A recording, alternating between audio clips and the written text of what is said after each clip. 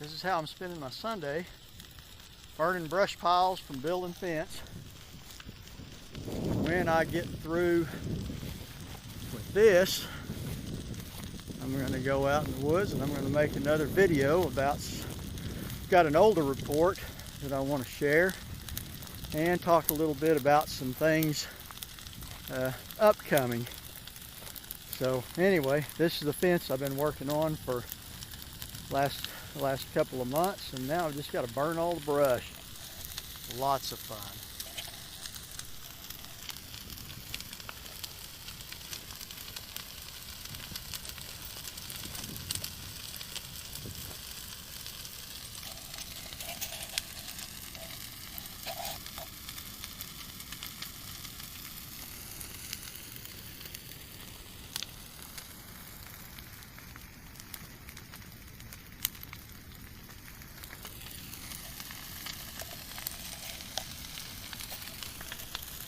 Actually, not real fun because it's really hot standing here in the ashes.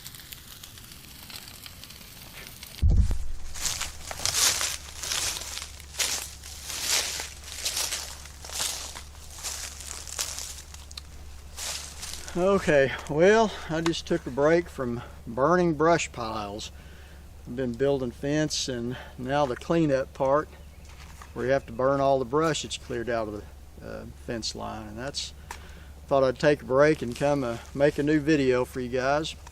Tell you a little bit about what's going on going forward. Well, I've got a book I wrote, and it's Bigfoot related. It is a fictional story that I wrote, and it is based on Native American legend of the Bigfoot creatures down in the southeast part of the state. So it is fiction, but the description of the creatures in it are based on what I have gathered over the last 25 plus years that I've been looking into this. So it's about ready to be published. I've got all the editing and things done. I'm just waiting on a book cover to come to me, and hopefully within the next couple of weeks it'll be available to purchase. So got my fingers crossed. It's my first attempt at writing a novel, and anyway, I'll keep you guys informed on that for when it's available if you want to look into that.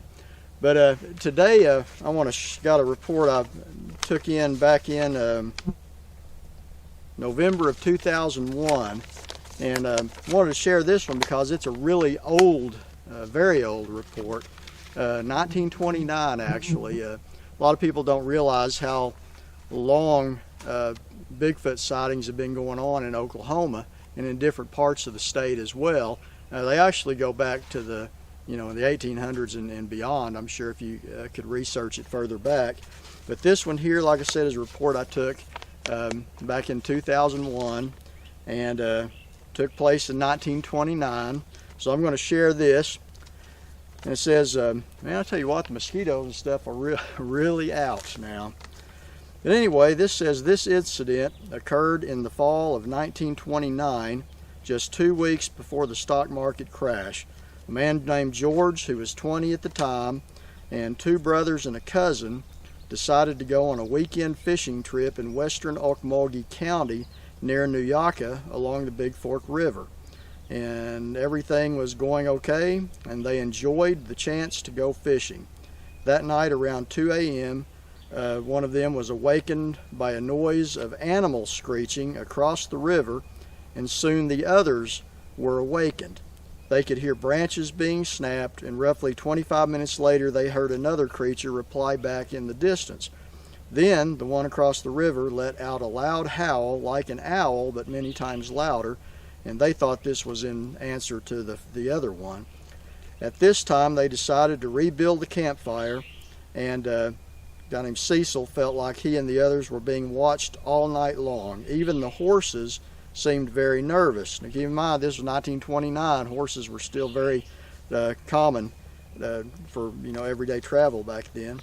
It says the next day, finding a few broken branches across the river around 7 feet off the ground, they concluded it might have been a panther or wildcat in the trees. Later on that afternoon, they decided to try their luck downriver, so they went east about 2 miles and found a good spot where the fish were biting. One of them decided to walk downstream to use the bathroom and found a large footprint in the soft mud that was roughly, from what he remembers, 15 inches long.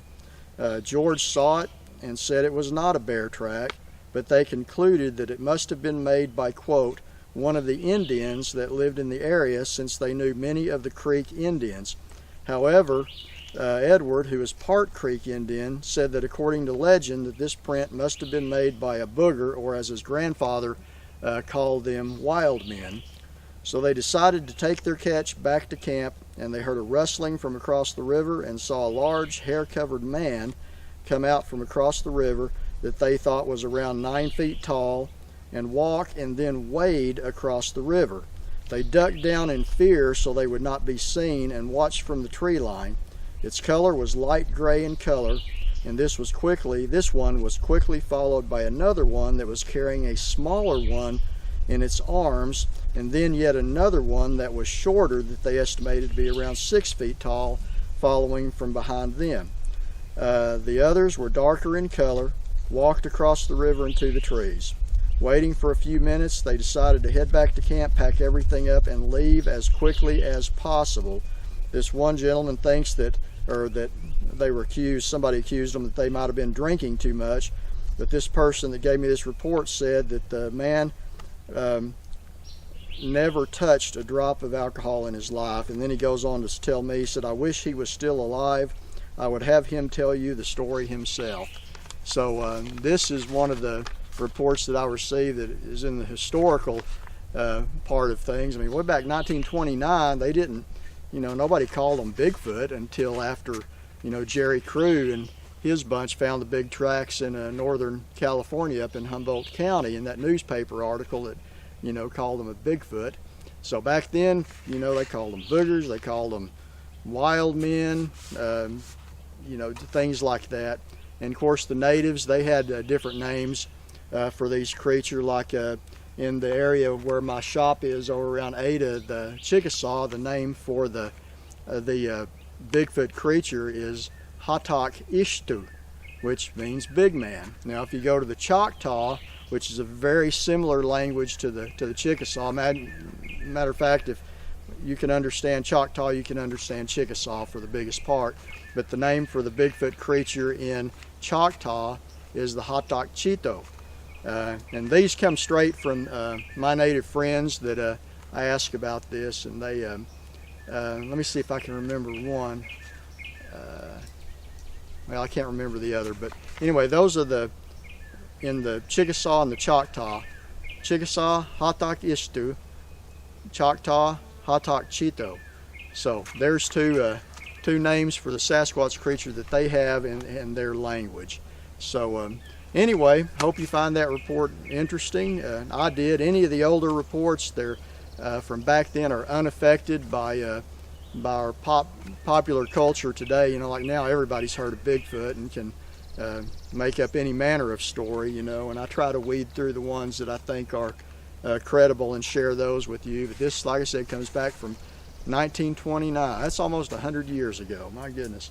But anyway, that's all I've got today. Now I'm going to go back and burn some more brush piles. So anyway, as always, if you have a report of an encounter, either an old one, new one, just happened, you want me to share it on this channel, you can just send it to me in an email at bigfootandmore@yahoo.com, and I'll be glad to share that if you would like me to. And as always, guys, stay safe, stay healthy, and till next time.